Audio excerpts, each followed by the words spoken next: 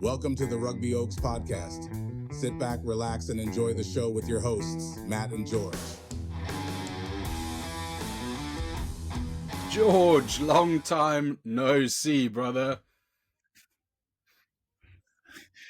It's been a couple of days, but good to see your face again. What's happening? Oh, not much. Listen, we had an unbelievable weekend of rugby in Europe, in France, Paris, 2 Stormers in Paris. It was a crazy weekend of beer and rugby and boykies, but there's some fantastic results in Europe, in European rugby altogether, including all 5 South African franchises that are playing in Europe at the moment, whether it be Champions Cup or Challenge Cup, qualifying for the round of 16 in both those competitions. Absolutely fantastic. And George, let's start off with the Champions Cup. We will start off with Bulls versus Bordeaux. Now, listen, Bulls, Bordeaux, 2 big teams. Bordeaux have been on fire. Halftime score, 26-14 to the Bulls. You're thinking, oh, Bulls could run away with this. And then Bordeaux pulled it back. We were watching, well, not really this. We were just watching score updates on your phone while we're traveling between the games. And it was nail-biting. However, ended 46-40, and I predicted 40. I predicted 6 points difference. The Bulls would win. So I was very lucky there. Well, there's a dirty little secret that we'll let everyone in on. Actually, when you sent me your predictions to put on the predictions, you had Bordeaux by 6, but my complete dyslexia wrote down Bulls by 6. So actually, you were proven correct by me, by myself, by the guru. I think I also went Bulls by 6 or 7. So a bit of a nail biter. We were on the metro. We were stressing that they might win, and all the hate from Instagram for daring to pick the Bulls win over the Bordeaux, who was crowned kings, would have been proven right. But alas, the French went down at Loftus, as so many people do. But it must have been a great match to watch. Yeah. Look, high scoring, high tempo, I felt. Those Frenchies, a little bit of a second team they sent out there. Yeah. The Bulls resting a couple of their bocks as well. So, geez, what a game. Yeah, close. Obviously, defense wasn't on point on the day because 86 points to be put on the board is not great. However, it's great for the fans. Like you said, it would have been good to watch. But yeah, the Bulls take the victory, and it's great. We needed that. And then we move over to the Stormers versus Stade Francais, which we were present. It was very cold. Again, I think it was -4. It was close. It wasn't nice. And those little hand warmer things I used did nothing. It was bloody freezing.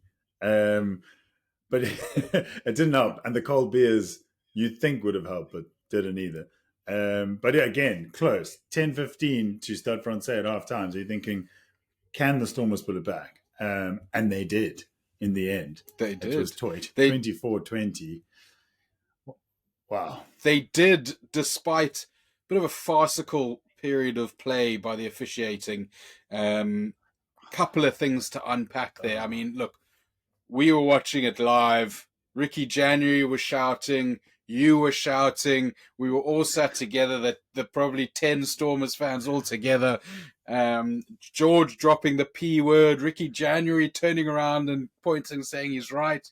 It should have been a scrum penalty. George, what I cannot understand, you camped out on opposition's 5-meter line. 5 scrum penalties in a row to my counting. On the 3rd one, they got given their first yellow card. And on the 5th one, they got given their 2nd yellow card for illegal scrummaging 5 times in a row. George, can you explain to me how 5 illegal actions in a row do not sanction a penalty try? I cannot. I'll tell you straight up, I cannot. And that's why I dropped the P word, because I could not believe that with all the go forward, the Stormers were absolutely demolishing them in the scrum. And to think 2 yellow cards, you think, okay, something's got to give. And I knew it was going to happen because then following that, we got a final penalty and we didn't score because we knocked it on when we got out of the scrum. And but I don't know. I don't know where. The frustration here, George, is that, say the third one. Look, give him benefit of the doubt the first one. Give the benefit of the doubt and the warning the second one, the third one. If the third one was a yellow card and a penalty try, we would have had another 17 or 15 minutes of rugby where Stade Francais had a chance to win the game. But instead of that, they go down to, at one point, 12 players due to bringing props on, taking props off, going down to uncontested scrums, and wasting all of that time where the fans are pulling their hairs out at -3 degrees or -4 degrees, whatever it was, watching dross. You know, we love watching a scrum. I love a scrum penalty. It's like a try for me. I get excited about it. And the English certainly don't understand it. The Europeans struggle to understand it. But it's fantastic. But you don't want to see that. You don't want to have 20 minutes of mucking about. Then you move on to, and I felt sorry for the referee, the sideline officials not being able to get the numbers right. I mean, Stade Francais got a penalty for having too many people on the pitch. They got players put on, pulled off, scrum on, scrum off, pull out, throw in, whatever. I mean, their pull-out game was terrible, quite frankly. And but the referees were confused. The technical management on the field were shouting at these guys, getting so stressed out because these games had a lot riding on it. Yeah.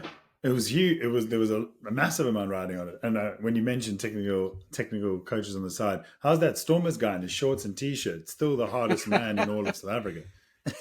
Apparently he's from Bloemfontein. Never seen that before.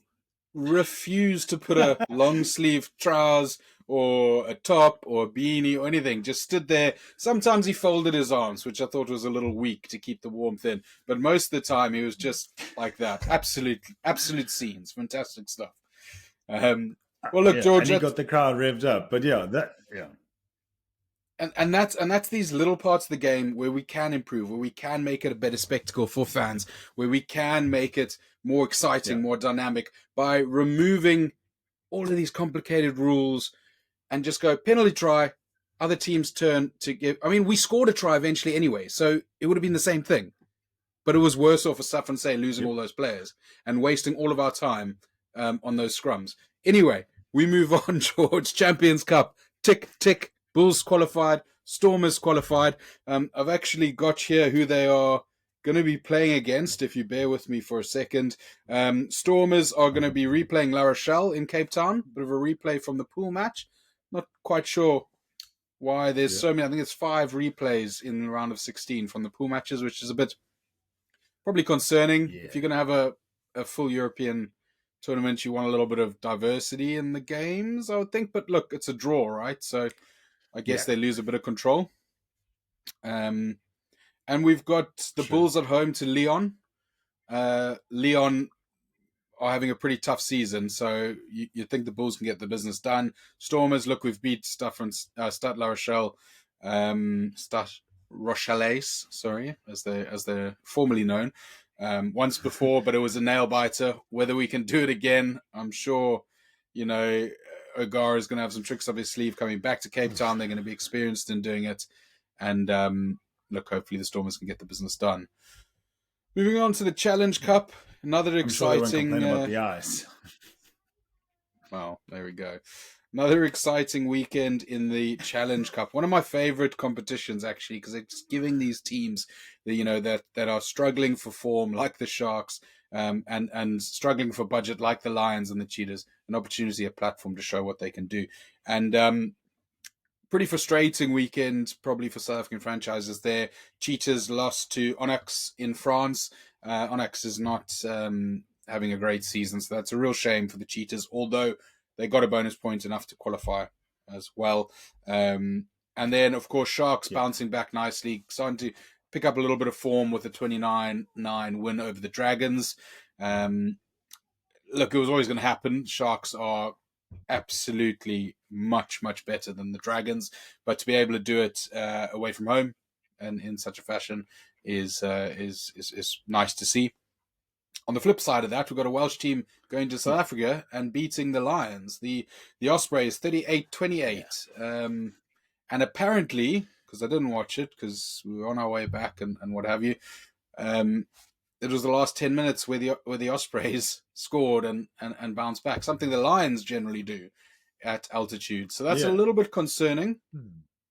Also breaking a bit of the spell there for the Welsh teams coming to South Africa and getting wins. But again, True. Lions have qualified and move on to the round of 16. They are away to Benetton, so they're going to have to go to Italy, grind out a win there. Sharks have got Zebra at home. I mean, look, let's be honest, Zebra have improved a lot this campaign, but the Sharks should beat them. Come on. As George said, the Sharks should, not their. And then Cheetah away to Clermont.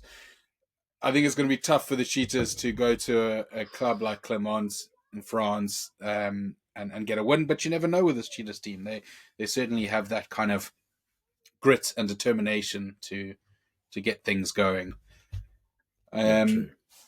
Exciting. Another bit of news which will affect the European Cups in next season, 2024-25 season. Big news off the press. Sia wanted him there. We had Faz, Owen Farrell, signing, lifelong Saracens lad, signing for Racing Metro. Racing Metro, top team of the top 14 at the moment. Absolutely fantastic place to go and play rugby. We were there on the weekend. Probably the best rugby entertainment I've ever been a part of. With the indoor stadium, with the graphics on this massive screen, the party stand, everything like that. With all that's going on in England, with all that Faz is dealing with documented wanting to step away from England because of online abuse and a little bit of mental health side of things, which is fantastic for him to make a stand for that. Someone so prolific. I think 125 odd England caps, England captain, and to go, you know what? It's better for me and my family. Let's take a break from the English media. Let's go somewhere and have a little bit of fun. And I think it's going to be absolute fireworks for next season. Yeah, I think he needs this. English rugby needs it because, he's stepped away for a bit and this will maybe reset him. But he is also, no offense to the guy, but he is not getting a bit older. So this let him make a bit more dollar. Let him play in a new setup. 16 years at Saracens. Made his debut in 2008. Wow. Came on for his dad. I saw that. Amazing. And to think that, it's nuts. And to think that Racing have had loads of incredible talent. I say loads. They've had three. DC, Dan Carter. They've had Johnny Sexton. I say loads of greats. Johnny Sexton's good. And Finn Russell, who's the nuts. He's the tits, sorry. He's incredible. And that's now chucking Owen into the mix. Play with Sia, Woki. Their number 9 there is insane. Lagaric or something like that. He is ridiculous. So, a very good move for Farrell. 2-year deal. Enjoy it. I think it's a great move for Farrell, for England Rugby, and for Racing. Racing have got a pretty unknown South African Tristan Tedder kicking for them, playing on and off 10 for them. I don't remember the name of the other 10 that they've got in their squad, but they're looking for that world-class player. They've not won the Champions Cup yet in their history, as far as I have seen. So that's something they really want to kick on to the next level. If they can't do it this year, they definitely, arming up for next year. They've built a very, very strong team, World Cup winners, absolute stalwarts in that team. And what you're missing, or what you're gaining, should I say, with a guy like Owen Farrell is absolute hard work, dedication. So he's going to make sure that there's not too many people partying in Paris, like sometimes those Parisian clubs are known for. And he's going to cut metronomic boot when he gets his head straight again, I absolutely guarantee. And I think he's going to have a bit of an opportunity in his career to have some fun. Pressure's off slightly. He's not the be-all and end-all for Saracens for England. He's going to play in France. And in 2 years' time, he comes back with about 18 months to go before the World Cup, where he will still be a part of.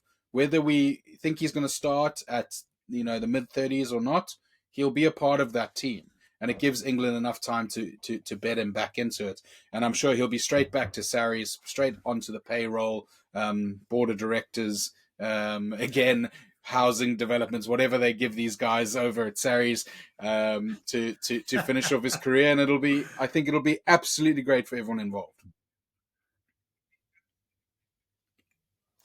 Yeah. Looking forward to it. Looking forward to see him and Sia play together. See, first they'll knock heads a bit, and then they'll be they're buddies. They're all right. Well, Sia's been quite vocal in the media about wanting Owen to come over. I'm sure there's very much tactics involved in that, and being that global voice going out into media saying, "Look, we love a guy like Faz." Saying that they have this kind of relationship where it's like rival buddies, which would be lovely to see them play in the same team, to be honest. Two of world's best ever captains, let's be honest. Sia, double World Cup winner, Faz, hugely decorated captain. He's got 2 medals at World Cups as well, albeit not the ones he wanted. And I think it'll just be an absolute marriage made in heaven for the brains trust of Rassie. So let's move on, George, from some exciting, some great news, some lovely news to a bit of a, and that is Elton Jantjie being caught as a drugs cheat. Oh man, could this guy's career have fallen like harder and harder and harder at every step of the way? It's like he's got a bit of a curse.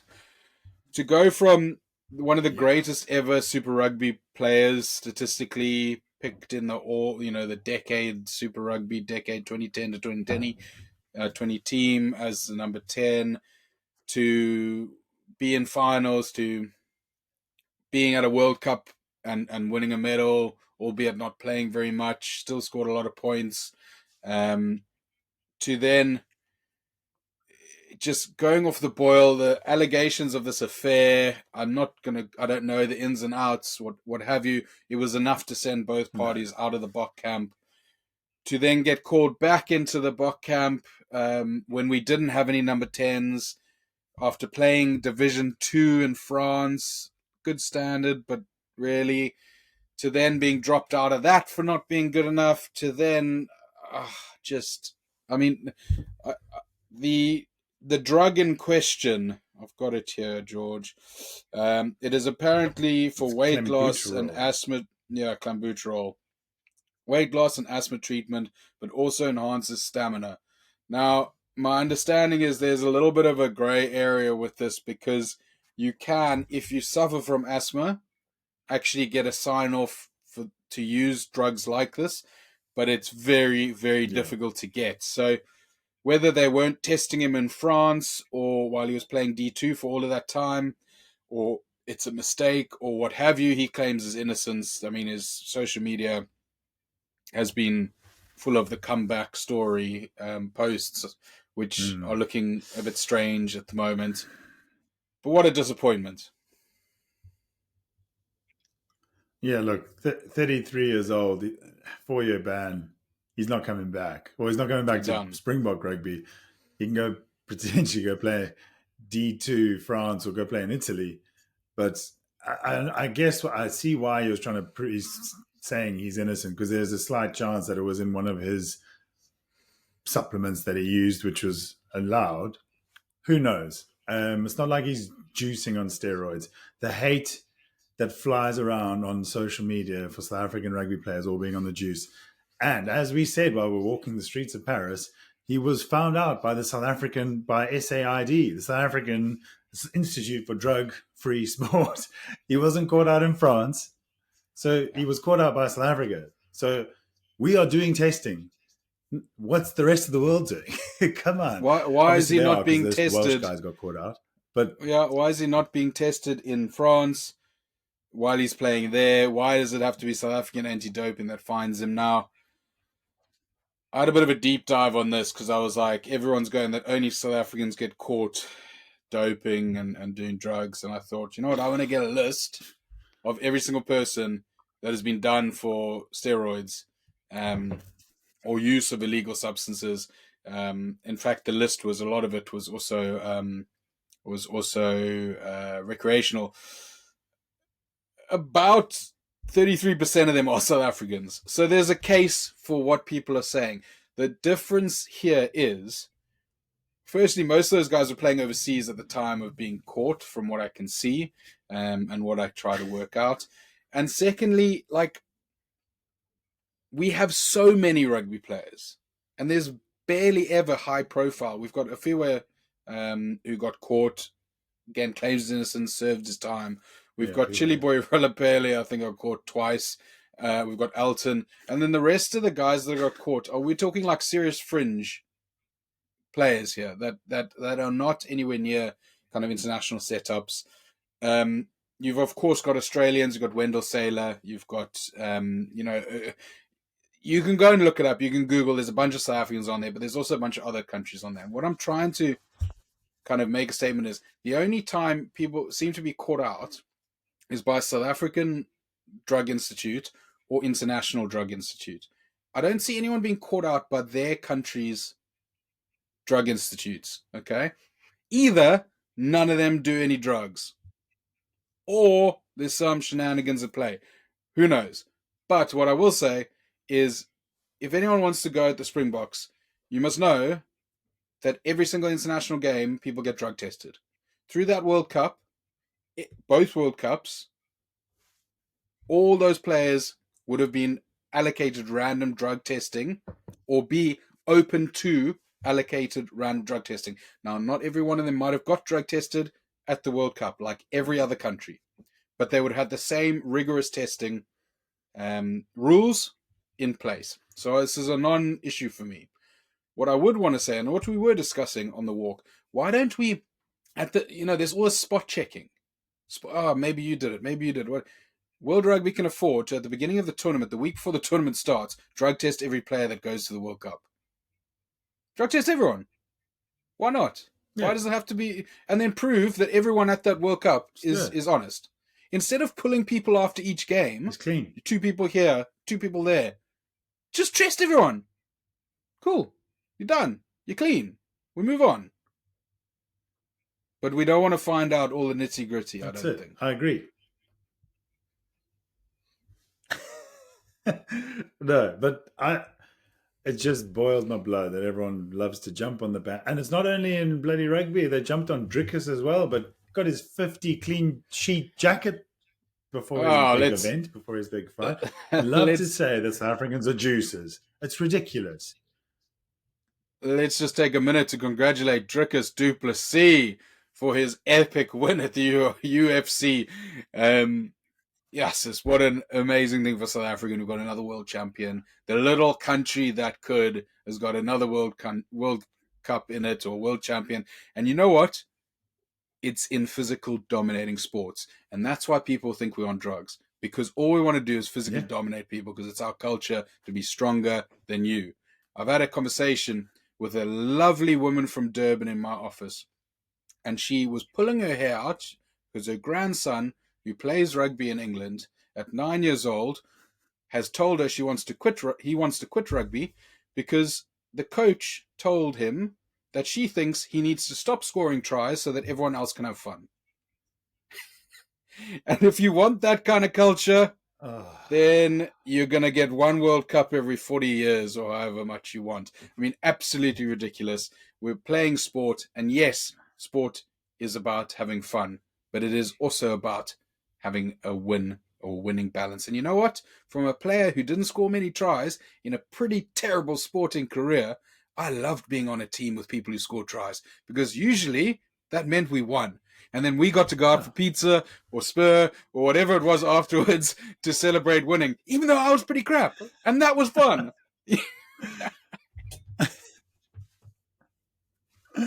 I mean, that story breaks my heart. This kid playing in the United Kingdom. Correct. In a Surrey team that shall not be named. And now he wants to play football, and he's been signed by or going to trials with a couple of clubs. So there we go. Have we lost a decent rugby player or not? That debate is endless. What can you do? You certainly, I wrote down the name of the club, and my son will not be going to that club in the future if he decides he wants to play rugby. But George, we've done European Cups now. Let's go on to international, because there's been some great news ahead of the Rugby Championship. Okay. Apart from Rassie, we've got all change. Every single country is now named their coach for the Rugby Championship. We've got Razor over at New Zealand. Obviously, everyone knew that was going to happen even before the World Cup. Razor, the most winningest coach in Super Rugby history. Break dances like a champ. Is a champ through and through. He's going to be a hell of a coach for New Zealand. We've got another Kiwi in Joe Smith, who's gone to Australia to bail them out of trouble after Eddie Jones just threw that grenade and let it and watched his country burn. But what a man for the job! What he did with Ireland, what he's done throughout his whole career.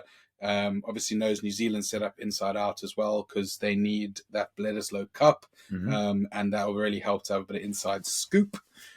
He's in for 2 years to take them through to the Lions Tour. And then Felipe Contepone, Pumas legend, 3rd place in World Cup 2007. He has also been in the coaching setup for Argentina since 2015, whether that be assistant coach for Argentina, whether that be with the Jaguares, that amazing Super Rugby franchise that came second in Super Rugby that year. Jaguares, the Jaguars for everyone else. And then has been in the coaching setup as an assistant since that in the Pumas. So been to the World Cups, knows the team inside out, and taking the reins. And then we've got little old Rassie back in charge. It's going to be a hell of a Rugby Championships, isn't it? It is. I mean, the Southern Hemisphere has done a thing here, and they've rung the changes. Obviously, Rassie's been around, but the other three, it's going to be exciting. Got some very exciting rugby coming our way, I think. Obviously, so Razor, we've all knew about, like you said. Felipe was a defensive coach at one point, I think was it Leinster? I can't remember now, but he was a defensive coach, and he might help the RGs with their defense, and then they might do a bit better. And as much as Michael Cheika did some great things with the Pumas, it's nice to see a proper Argentine coach who's going to just get the Argentine culture through and through, can understand how those players tick, who's been there, done that, who was a playing legend, who's going to get the nod there. And look, I think they've got a lot of work to do. Yeah. I think they're going to immediately drop down into 4th position of the Rugby Championship. I think Australia are going to have some bounce back ability, despite Pumas running the World Cup, which was great for them. Obviously disappointing to lose in the bronze match for them. But I can't see a Joe Smith team with the talent that Australia has, maybe not the best talent in the world, but that has physical, athletic talent, not being able to get at least a win over the Pumas at home and maybe a surprise result somewhere else. Kiwis, you never know, never write them off, but it is a new start for them. But obviously, South Africa, what do we think Rassie has to do, especially to win a Rugby Championship? Because it's been a while. It's been a while since we've won a Rugby Championship, 2019. It's not something we necessarily put all of our stock in, because we do that 4-year cycle. Yeah, we do that 4-year cycle focus, which Andy Farrell has come out for Ireland saying he doesn't believe in. Clearly doesn't believe in semi-finals or finals of World Cups either. Maybe if you don't believe in it, it doesn't exist. I don't know. You'll have to ask him. However, the 4-year cycle is what has made South African rugby 4 times World Cup champions. But it'd be lovely to get a Rugby Championship win straight off the bat, start us off with a bang. We've got the talent to do it. We're going to be the most stable team out there. But what does Rassie have to do? Because these other teams are going to have some surprises. Yeah, that's true. I think Rassie's going to have to. I was thinking about this. Let me start again. I was thinking about this because we do this 4-year cycle thing. So I have a feeling it's not Rassie's intention. I might be wrong, but it might not be his intention to win this championship. Maybe he's going to look at the next one, the next Rugby Championship. But if we want to win, we need to have a good balance of youth and experience, which we currently really do have. We've got incredible amounts of youth and incredible amounts of experience. So I think he just needs to take a couple risks, not huge risks, calculated risks, and give some newbies a go. And then I think that'll be our sort of our way forward, because I think we need to build as we do this 4-year cycle thing. We now need to prepare for 2027 because our current team will be in their mid to late 30s if we just went over with the next batch, with the same batch. Sorry. See, George, there's where I slightly disagree with you. I think, yes, we've got this 4-year plan. 2027 World Cup is going to be hot on the lips in the planning meetings now for the Springbok management, which is probably something that's slightly different to, as we've mentioned, some of the other international teams. But I think we have to go in hard and win this Rugby Championship. It should be our opportunity because they've got all change new coaches. I think it'll be pretty embarrassing to take an incredible team that just won the World Cup, that most of them are still available, and not go hell for leather to win this Rugby Championship. That doesn't mean I don't think we should bring players in. We've got players that need to play against Ireland to get that win, but also that we at home that we can bring on and hopefully blood. We've also got a game against Portugal, which is going to be fantastic to blood some players. Then that'll be the proving ground. We go into the Rugby Championship, and we really focus and we really go, listen, we're going to hit these guys in the face. We're going to come out there and make sure that Razor, that Felipe, and that Joe know that South Africa mean business and are coming out hard. Win this first Rugby Championship, sit down a marker. In that time, maybe blood 2-3 new players, get your guys like Kane and Moody a little bit more game time, thing like that.